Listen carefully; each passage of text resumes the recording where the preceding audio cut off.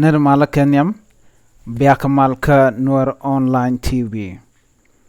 kajan gwasa meler banling chalado shisal pakir mayadit shawaka Saudi Arabia capital Riyadh ka kwidol kwari Africa ticha cholen wini ajan ledan balinga jan gwasa mi jira majidit kajan channel me ki jan shangan yam kaji dejite jan ojin ku subscribe kanywa gaba an rajame ki leri tbanung ti katung ne nas ko de kaling anasen kon tiroy katung nat ke tin yang katung nat ban shure rajadana ban linga jan gwasame shaladu shisal pakir mayadit shawa ka Saudi Arabia wejde men diden shale Riyadh jan gwazadana shisal pakir mayadit choten shawan wini ko bedwal mishachol ka kwi kware re wish ka Africa gwas mishaka cholten kana kwar Africa dial ka Saudi Arab la kwar dial konte la kwar Africa dial chaka cholen wini cha salpa kema yadid ba cha cholen wini shawa an gwas dana cha cholten chaje nam salpa cha nam Dr. Yang Machaten Jurgon ko Ramadan and tetin and tema men chidot which by President Dr. Yang Machaten Jurgon andwal machala do ba tok Friday ala chenka diech ka jok ka pai well kel chenka well ron kina dara wid jandaro wid diok chala do jan gwasan danan ba dol mo ba je tok ja ka wajala den wini re which en chaje chalten ka Saudi Arabia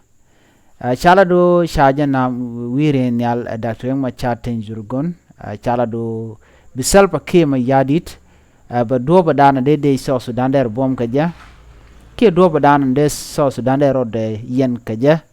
de India la kona ten wini re wike so Sudan do ba dana de shon kel kaja ke ga do de ga rode no kaja chala do bi self kema yadit ba tejen wini ndolo mo chala do jen dol mo nyon dol kware Africa dial men tin ka jan gwasa me men shal ganare wujin wini men di de long re which karab country ke wi arabati to kotetin chigran men ngai ka jan o koromo te kam Israel kan ji Gaza ke ji Palestine an koromo kormo di de long mo gorjan go de na dial de ke chol te ka nasin konte la jalamni tin chimet kamandan latke Jisrael ko kan nyir kan Jisrael ke lo kan Jisrael gorjan o ba ji Africa ke kwarken dial ba ko tich Ramadan met ke ji Arab ji Russia la ko Russia ne Putin jen chunga kel ke ji Arab ko jen logo ji United States ke ji USA en mo chala do no mo jen dong de chol na zon ko bramo gwada dan chunga tin ba jola den wini ne gwaze dan shi self kema yadi choka United States lune jok gwaze dan cha cholten kadwal mu cha cholten ji United Nation naga lune jok cho ben wa ka Russia ka chala do ji Russia kan ji United States chika bien ling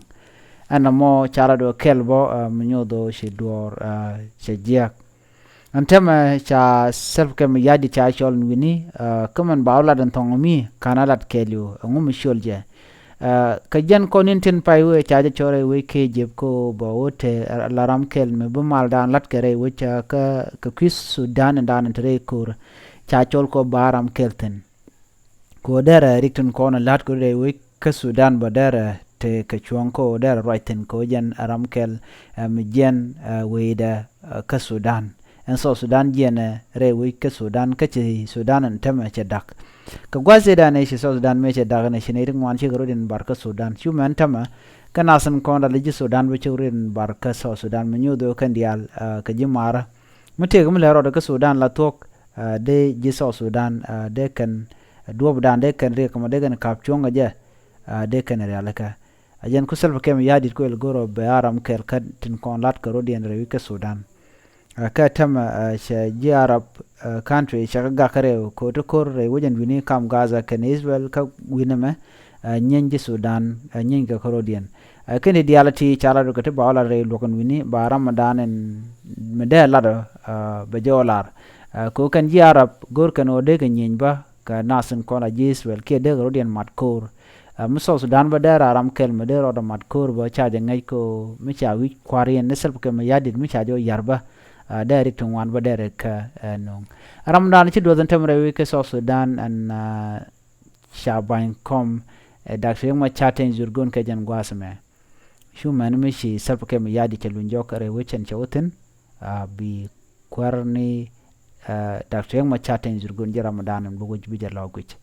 jen menen yana mo turo gwasme ka woda ke jenda ler ka rodi no wer kamal ka bulunjo kamal ke do da kamal